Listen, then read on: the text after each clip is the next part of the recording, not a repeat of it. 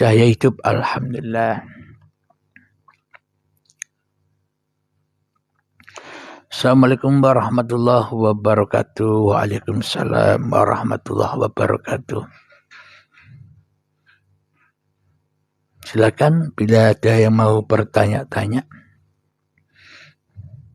Jadi yang baru gabung, tema kita tadi adalah toleransi bukan milik manusia. Akan tetapi toleransi hanyalah milik Sang Pencipta manusia. Jadi sudah diunggah oleh Allah di dalam surat Al-Kafirun bahwa manusia tak akan menyembah Tuhannya manusia lain. Ini maknanya manusia yang belum mengenal Allah tak akan pernah bisa menyembah Allah kecuali hanya menyembah dirinya sendiri. Assalamualaikum. Banyak orang menceritakan mengenai tajalli tapi lupa kedudukannya pindah dari takholi. Ini gimana? Tajalli itu hak yang berhak hanya Allah, bukan manusianya. Allah bertajalli langsung kepada Nabi Muhammad. Apa bedanya Allah bertajalli langsung kepada umat manusia yang diciptakannya? Sejak dari tanah dulu Allah sudah bertajalli, Allah sudah menyatu, Allah sudah esa dengan cikal bakal yang diciptakan yang dari tanah ini.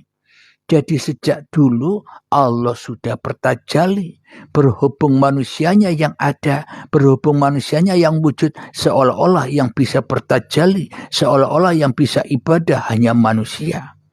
Padahal yang beribadah kepada manusia, yang menghadap manusia, yang bertajalli kepada manusia, yang butuh manusia hanyalah Allah. Untuk apa? Untuk dikenal. Begitu. Semoga mudah dipahami ya, Kang Mas. Ustadz, bila kita dah tak rasa wujud diri, tapi ada waktu masih diusik, risau takut pada esok harinya. Nah ini maknanya bila kita, berarti kan bila kitanya masih bila manusianya. Bila kita sudah tak wujud lagi lah, manusianya yang merasa tak wujud.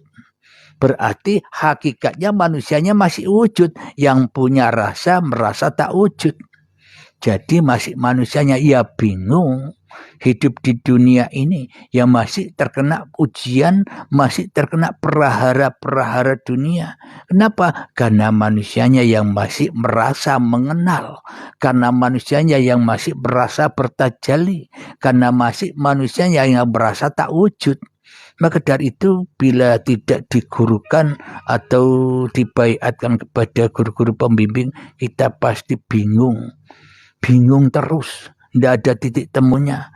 Yang ada hanyalah kepahaman-kepahaman ilusi saja, kepahaman-kepahaman halusinasi saja yang masih membingungkan. Jadi memang paparan di kajian YouTube Uripe Allah ini masih kulitnya. Untuk menuju isinya ya harus dibimbingkan kepada guru-guru di sekitar Anda, guru-guru yang mumpuni. Jangan belajar sendiri, malah bingung nanti. Alhamdulillahirrabbilalamin. Terima kasih, jelas terang alhamdulillah. Cara pindah kedudukan manusia dari tahali ke tahali, dari takholi ke tahali dan baru tajalli seperti yang diinginkan. Ya, itu masih makom-makom manusianya. Jadi kalau kita kajian ketuhanan dari Tuhan, kalau kita kaji dari langit, tidak dari hawa nafsu, ya tidak bingung lagi. Maknanya kita kaji dari langit, kita kaji dari Allah, kita kaji tajalli dulu. Bila Allah bertajalli pada diriku, berarti tahalli, berarti takholi, itu siapa? Ya kan? Bila sudah tajalli, maka yang ada tahali, yang ada di takholi, itu pun juga siapa? Nah, akhirnya ketemu enjoy saja. Yang tajalli itu yang bertahali dan yang bertakholi. Bukan manusianya yang bertakholi, bukan manusianya yang bertahali, apalagi bertajalli. Maka dari itu, bila manusianya sudah sampai ke dalam tajalian Allah, tidak bingung lagi menghadapi makom-makom itu. Kenapa?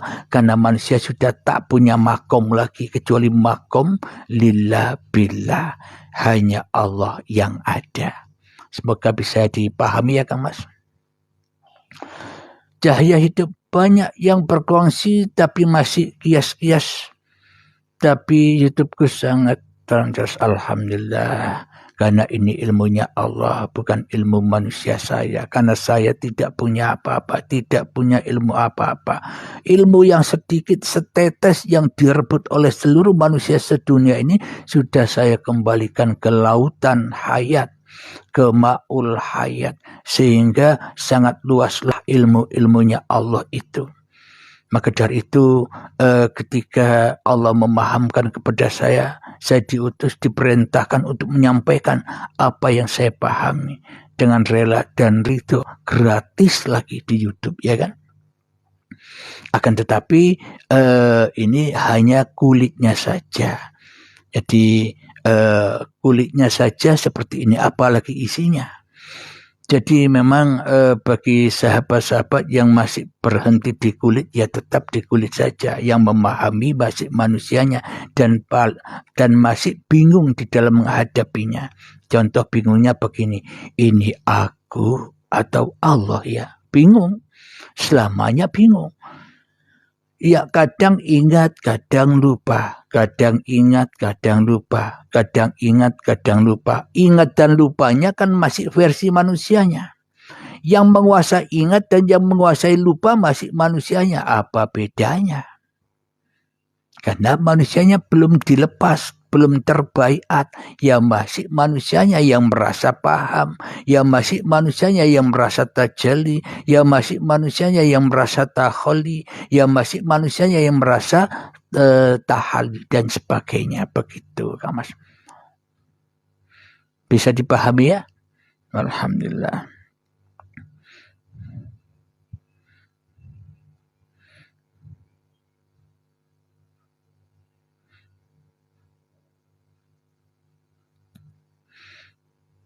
Alhamdulillah.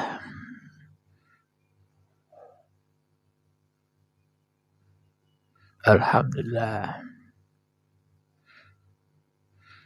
Ada pertanyaan, sirul asrar niku pripun? Sirun fisiri, rahasia di atas rahasia.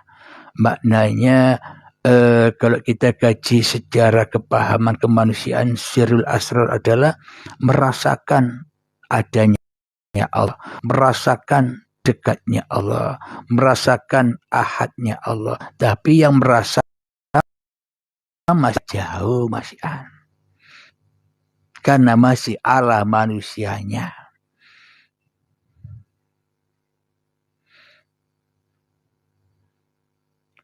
Jadi ketuhanan ini ketika manusianya sudah tak punya rasa-rasa lagi. Jadi manusianya tak merasa apapun.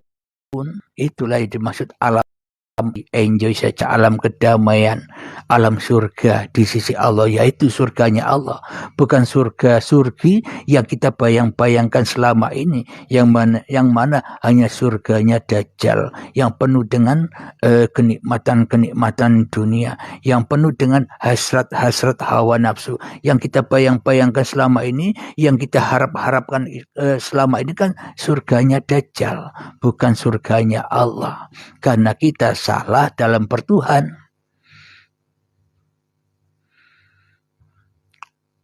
Assalamualaikum, silahkan nyimak. Ustaz kongsi rahasia sebenarnya sholat pada pandangan makrifat. Sholat dalam pandangan makrifat.